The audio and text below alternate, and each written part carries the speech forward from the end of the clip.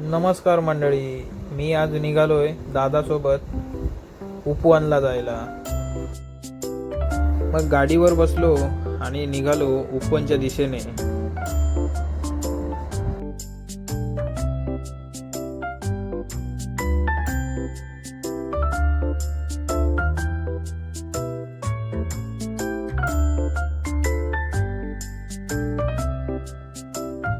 तोपर्यंत आम्ही पोचलो सिग्नलला येऊन बघितलं तर आपला सिग्नल तर लागलेलाच होता आणि हे काही पुढे जाऊन थांबले होते.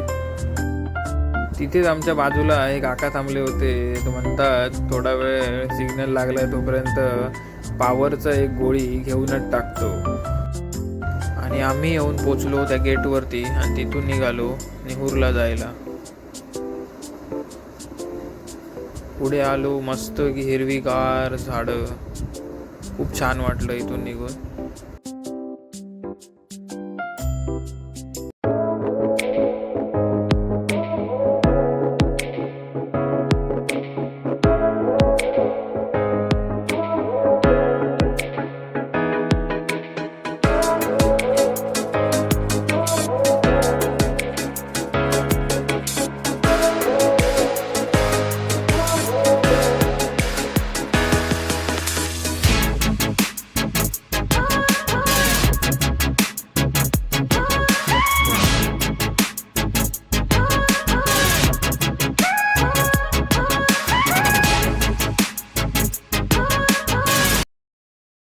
हे एक मोठं कलम होतं, ते पडले आता, नाही तर हिरवंगार असायचं हे पावसामध्ये.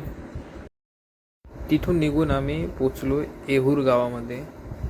इथं वरती येऊन आम्ही साईडला गाडी लावली. हे काही असं जंगल आहे. हे सर्व झाडं सागवानाची आहेत. सागवान, काजू अशी झाडं आहेत, मस्त आहे. तर मंडळी, आपण उपवनच्या जंगलामध्ये आलेलो आहोत आणि आता पुढे पुढे आलोय. मी जरा इकडं व्हाळ आहे तिकडं जातोय.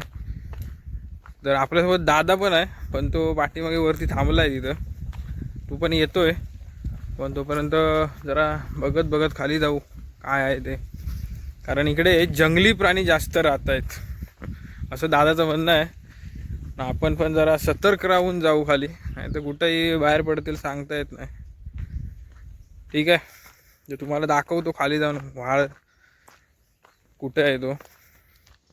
शकता पूर्ण शांतता आहे इकडे आणि हे घनदाट जंगल बघितलं काय.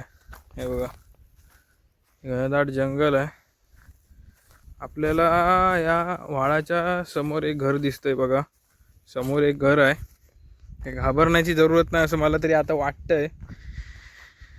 हे बघा, हे असं आहे राहणीमान थोडं थोडं आहे इकडे. हे जंगल आहे बघा. मी आता इथं वरून आलोय चालत चालत खाली. दादा वरतीच थांबला, दादा नाही आलाय. हे असं काही घनदाट जंगल आणि एकदम पूर्ण शांतता, एकही असा आवाज नाही.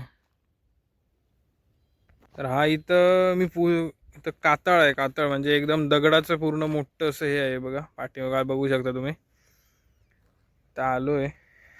हे इथं खाली व्हाळ आहे. इथं या साईडला तो व्हाळ आहे. इथून पाणी वाहून जातं. हा मध्ये तो तिकडचा डोंगर, हा इकडचा डोंगर, यामधून हा असा वाळ आहे.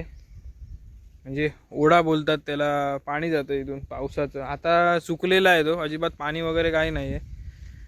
आणि मस्त वाटतंय, शांत. संध्याकाळचं यावं तर एकदम मस्त बेस्ट आहे. पण काय माणसं जास्त इकडे येत नाही.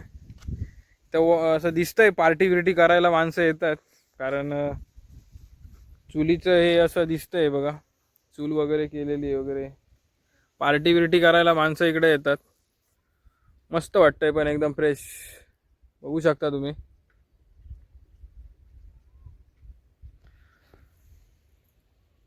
मंडळी, आता आपण जाऊया वरती. इकडे काय जास्त नाही आहे बघण्यासारखं. ठीक आहे, दादा वरती थांबला आहे. तुम्हाला दाखवतो, दादा आहे वरती. तो बघा तिकडे फिरतोय दादा. इथं गाडी लावली आहे आणि मी इथं खाली गेलेलो. दादा आहे आपला. दादा म्हणतो आपल्याला की रोज हे तिकडे येतात, इकडे या साईडला पार्टी बिर्टी करण्यासाठी. यांना जास्त माहिती आहे या उपवनमधलं इकडचं. काय सांगू शकता या उपवनबद्दल, जंगलाबद्दल? हे उपवन नसून येऊर आहे. येहूर. ओके. येऊर येऊर येहूर आहे का? येऊर गाव. ओके. कसं वाटतं इकडे संध्याकाळचं आल्यानंतर? संध्याकाळी एकदम छान वाटतं आणि पावसात तर अति सुंदर वातावरण हिरवं हिरवं असेल, सर्व हिरवळ असेल आणि एकदम आताही मस्त. हिरवळच आहे. हा, पण अजून पावसात पण आणखी आणि पाणी वगैरे सगळं दिसतं. बघू शकता तुम्ही, एकदम अजून पण हिरवळ आहे इकडं. हे इकडं आपल्या गावचे सागवण पाठीमागे आहेत. मस्त प्रॉपर असं वाटतं की मी गावालाच आलोय, कोकणात. हा, इकडे काहीतरी जपून ठेवलेलं आहे, ते असंच राहून दे. तर आपण निघू आता डायरेक्ट बाहेर. चला, बाय बाय. गाडीला मारले स्टार्ट आणि आम्ही निघालो रिटर्न जायला इथून.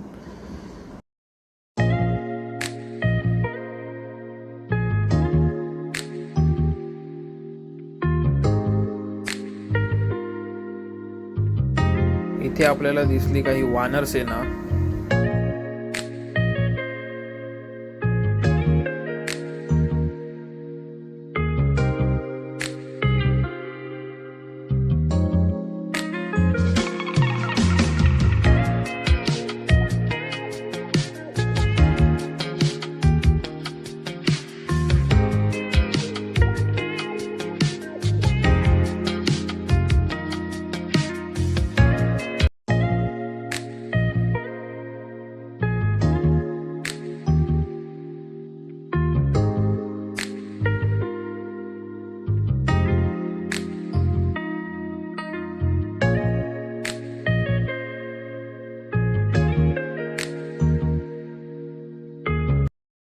त्यानंतर येऊन पोचलो आम्ही प्रॉपर उपवनच्या तलावाच्या इथे. बघू शकता तुम्ही, मस्त असा व्ह्यू आहे. तर नमस्कार मंडळींनो, आता आपण उपवन तलावाच्या इकडे आलेलो आहे. बॅक साईडला महादेवांचं मूर्ती आहे. या साईडला हे बघा लाइटिंगचं आहे, ते पाण्यामध्ये ते रात्रीच सगळं दिसू शकतं काय हे आहे ते. आणि तिकडं पाठीमागे आपल्या विठ्ठलांचं मूर्ती आहे. ठीक आहे. तर हे आहे काही असं दिवसाचं उपवन. आणि नाईट बघायला गेलात तर एकदम बेकार, खतरनाक दिसते. खतरनाक म्हणजे खतरनाक. मी नाईटचा व्ह्यू पण तुम्हाला दाखवेन. आपली गाडीवरनं येऊन काही अवस्था अशी झालेली आहे. आणि आजचा मेकअप असा बिघडलेला आहे काही. आणि काम पण चालू आहे इकडं उपवन तलावाच्या साईडचे वॉल घालतायत. वॉल मला दाखवतो मी. हे बघा, या साईडचं वॉलचं काम चालू आहे. बघा, इथपर्यंत खोदलं आहे. त्या साईडने घालत घालत आलेत वॉल. या झाडापासनं परत चालू केले वॉल घालायला. इथं पण बोटिंग वगैरे आहे. इथे बघा, मच्छी पालन पण केलेलं आहे या तलावामध्ये. मस्त आहे. संध्याकाळी एकदम गार वाटेल. आता ऊन लागतंय.